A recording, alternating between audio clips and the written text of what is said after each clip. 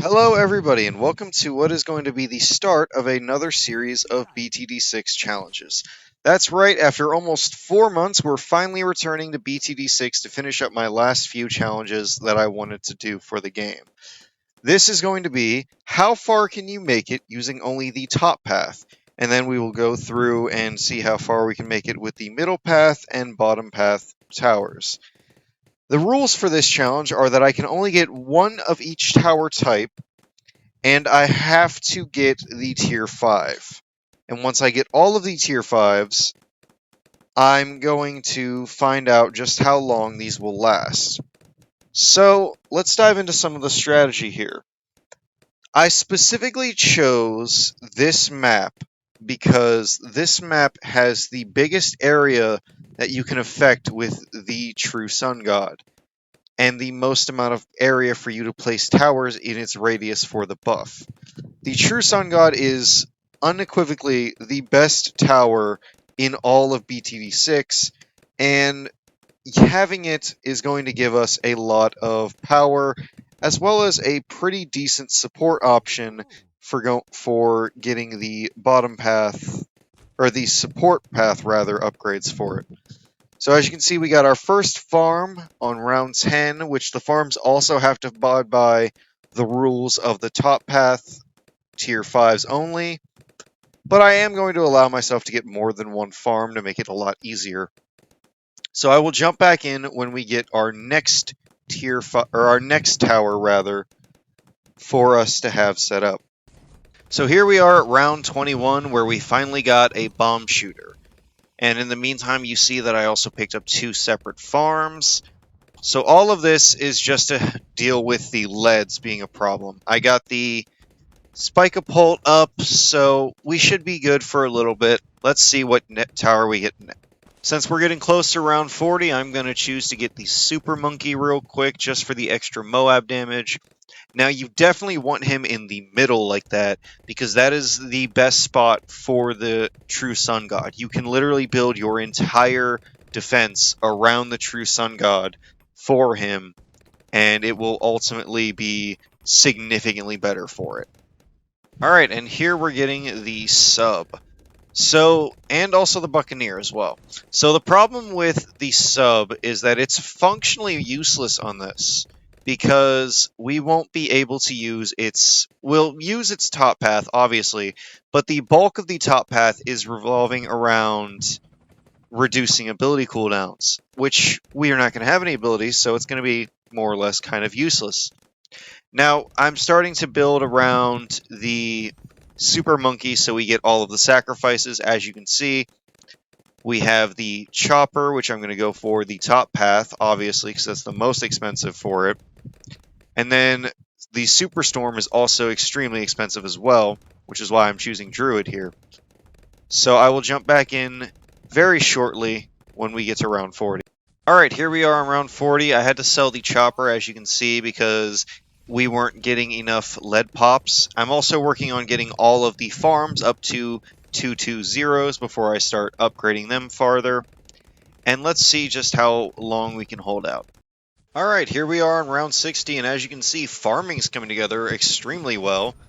And I'm holding it down surprisingly well. I'm honestly impressed that we've made it this long with such a bare minimum defense, but I guess that just goes to show you just how powerful farming is in this game. I'm going to include this real quick snippet because I bet a lot of people are probably going to want to know how we survive on 63. And the answer is, it goes surprisingly well.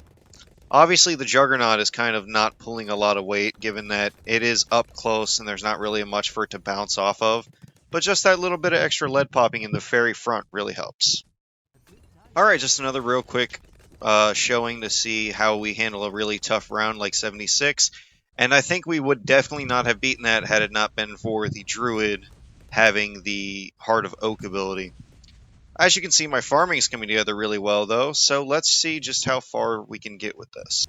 Alright, here we are at round 80, and though we have started to fall behind, given that there's only one ZOMG this round, we won't be suffering that bad thanks to the main Moab.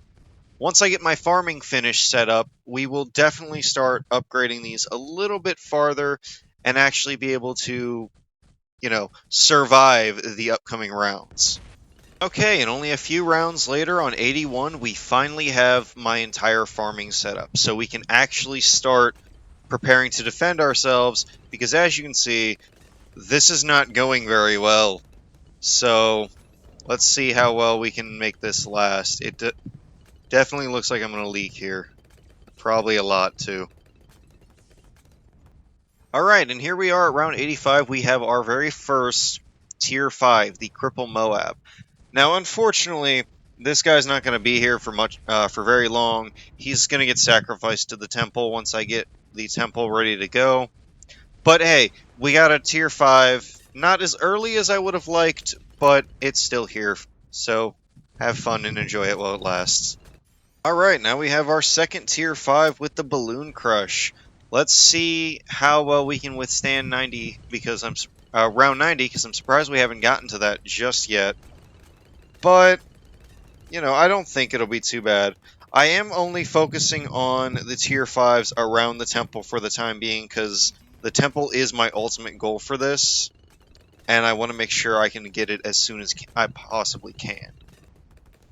Alright, another quick check-in for round 95. As you can see, we don't have any other Tier 5s just yet, but we are saving up for the Supermine because that is the most expensive Tier 5, I think, in the entire game, with the exception of the True Sun God Temple. Wait, no. No, that's not right. The Legend of the Night is. It's the third highest. It's the third most expensive in the game. My bad. I forgot about Legend of the Night being like 200k. But we finally got the super mines, so we're gonna clock back in. Hopefully not too much longer before we actually get to the Sun God Temple. Alright, well, unfortunately we did not get it before round 100, but if you look over in the corner, right underneath the lives counter, you'll see that we did get the banana tier 5, which I'm blanking on currently. I don't know why I'm blanking on it. But we have it, so now our cash income is going to absolutely skyrocket. As you can see, we just got Superstorm only one round later, so let's see how long we can last. This is one of those very salty moments in gaming. We died right before we got the Sun God and had to spend money to continue. But we now have the Sun Temple, which will be significantly better, because now it's got... The only thing I skipped out on was the military, so we get the buff and the money generation each round. So this is going to be significantly faster now. Let's start working on getting back to what we need for the next upgrade. Alright, so here we're going to start upgrading everything, and we get the Apache Prime very shortly after everything started, as well as the Balloon Crush again. So, we are packing a pretty big punch right now, but we do need another primary tower because my calculations were a little bit off, and the Balloon Crush with the discount took a little bit too much off for us to have the full 50k for the sacrifice. Alright, now we have all of our sacrifices set up for the True Sun God Temple, and I choose to put the monkey sub a little bit closer to the aircraft carrier because I think I forgot how the aircraft carrier works. I think they needed to be in range to get the buff. But, so everyone makes a lapse in judgment every once in a while. Alright, we're here at round 119, and we're almost there. We're a little over halfway, about 200k left, and as you just saw, that these bads are getting absolutely shredded. Like, the amount of power in some of these tier 5s is just insane. And there it is, everyone. We finally got to the True Sun God, and we will be able to use it to start defending, because holy crap, does it eat up all of your defenses. Yeah, as you can see, we have a lot of extra space now, and we don't have many buffs. We that is kind of the big problem with this. We lose a lot of the buff potential. The only buffs we really get are the primary buff, which we just got, as well as the Alk buff, which we're going to be using on the True Sun God for additional range, plus the True Sun God itself. So we're going to see just how long and how far we can last now that we are all set up. How far can you make it with only the top path tier 5s? So as you can see, setup was kind of an important thing, but also not really, given how this map is shaped. I mostly just went around with trying to keep all of the primaries around the primary expertise for the future buffs. I wanted towers that were really good Alk buffed to get Alk buffed, since I'm not going to be able to move it around with a Chinook. And I definitely had to keep everything within range of the True Sun God to make sure they got the most buffs possible. So let's jump in and see how far we make it. Do you guys think it's a little too late for Super Brittle? I mean, it is round 126. And then we get the Ultra Juggernaut right after, which won't really help too much. Archmage, definitely want to go for the bottom cross path.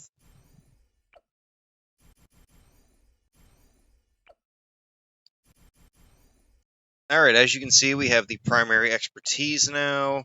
We are buying the Glaive Lord.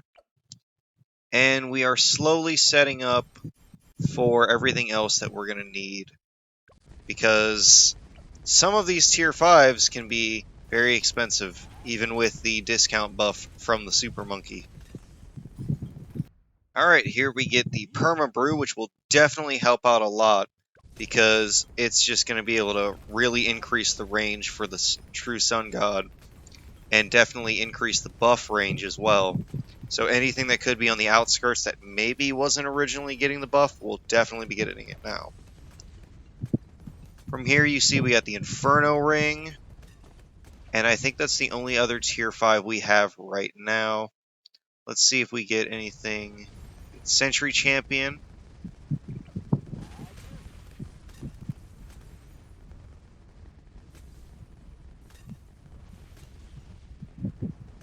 Alright, a mid-round buy of Superstorm, so that way I can actually start doing something to help me out a little bit.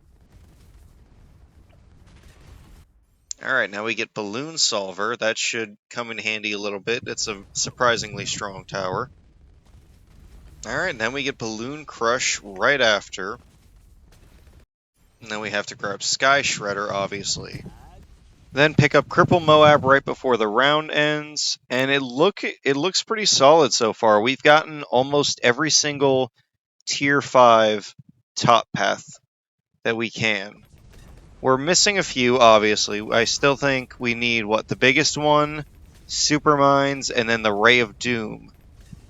And then we can see just how long we can last. Alright, it took me a round, but I got the Super Mines up now. So now I think... Oh, I just noticed we don't have, we don't have Grandmaster, which it looks like we're going to get very shortly. Followed up almost immediately by the biggest one, and then the Apache Prime. So I think the last one we have left is the Ray of Doom, and then we get to see just how long these will go without any help. And there he is, right before round 40. So let's keep a check-in for round 40 while we're at it. And just real quick, there are so many fireballs from the Inferno Ring. Oh my gosh. The whole screen is just a mess of particles right now. So we have the round 140 fortified bad. Let's see just how long it'll... Well, never mind. That was fast.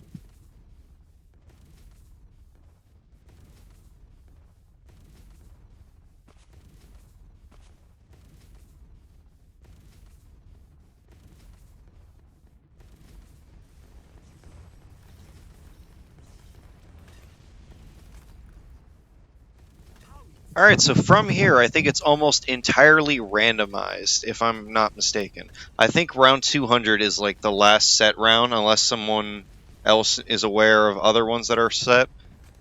But after we clear 140, it's now all random, so we're we can expect literally anything, and I will give updates as these very difficult rounds progress. So here on round 146, I'm going to start clearing out some of the farms because they're not really doing anything outside of just causing clutter. I don't need any more money generation at this point. I have all of the towers on the screen that I can. And it is kind of curious just to look at them and see just how much money they've made throughout this entire thing. But that's a point for another topic. We're going to update every 10 rounds so that we can keep up with this and see just how far we can get. So far, nothing has really gone beyond halfway, which is surprisingly impressive. Alright, here we are in round 150 for your every 10 round update, and the bads aren't even making it past like the first bend, as you just saw there. It gets completely shredded like the second it enters the range of everything. So I think we have a while before we actually start to struggle. Alright, round 160 check-in, and yeah, they're still not even making it past the first bend. I've turned this entire area into like a little death trap for them. So, as you see, they're very slowly inching their way forward, but we have a while to go before it's actually a threat. Just thought everyone would want to know that at round 168, we finally surpassed 1 million cash. So if I wanted to, I could completely rebuild an entire Sun God Temple. Alright, here we are at round 170, and the bads are just barely starting to actually make it into the second loop. And I say just barely because they're still not fully in the loop. As you can see right there, they get completely destroyed right before they can actually cross over to get to the second loop. So once again, I think we still have a long ways to go before we actually start having to worry. Alright, here we are at round 170, or 180 rather, sorry. And it seems like they're not getting much farther, but they're definitely starting to send more bads out after us. So we'll have to wait and see. I still think we have a while before we actually start struggling, though.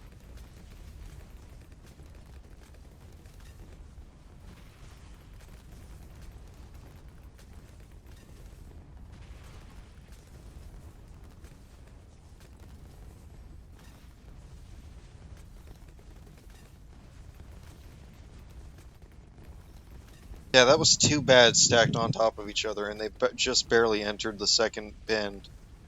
So, yeah, this is going surprisingly well. So here we are on round 190, and they're starting to get pretty bad.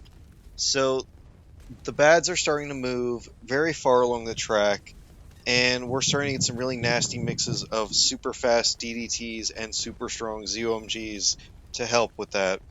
As you can see right there, we just got two bads with very little time in between for any of my towers to have actually popped the first one. So I don't think we're going to be making it super far in this. I feel like we're going to die probably in the early 200s.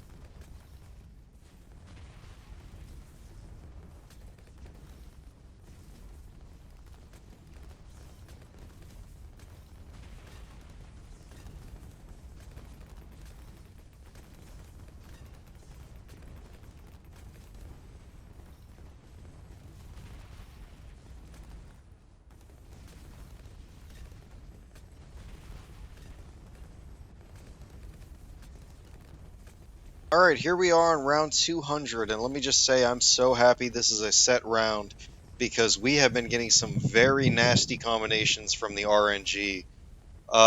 We have gotten lines of bads, lines of DDTs, and amazingly we've been able to take them all out, but they have gotten very far, and if a fortified bad has double the HP of a regular bad, you just know that we're getting really close to the end here.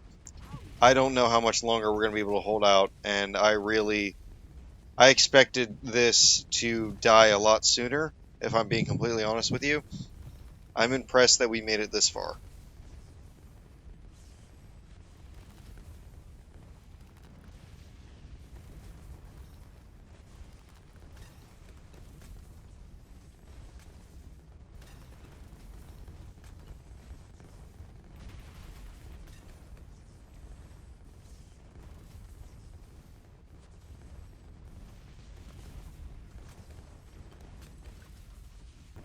And here we are at the start of round 205, which, as I'm sure you can guess, is the final round that we survive. And I'm very impressed by this. I expected this one to die a lot sooner, as I said earlier, and I didn't really think that. Well, I mean, I figured the top path would probably take it, given that the top path has two of the best towers in the game on it, Permabrew and the True Sun God. But I was impressed to have actually seen it last this long with a admittedly kind of sloppy setup. I feel like I could have placed these towers better. If I were to optimize it, I probably could have gotten the Sun God a little bit faster. But beyond that, I don't think there's really much else I could have done. So on Wednesday, we'll be moving over to the middle path, and then from there we will move on to the bottom path on Friday. As you can see, with a whopping 166 million pops, is the true Sun God being the absolute MVP of this run. So I'll see you guys next time.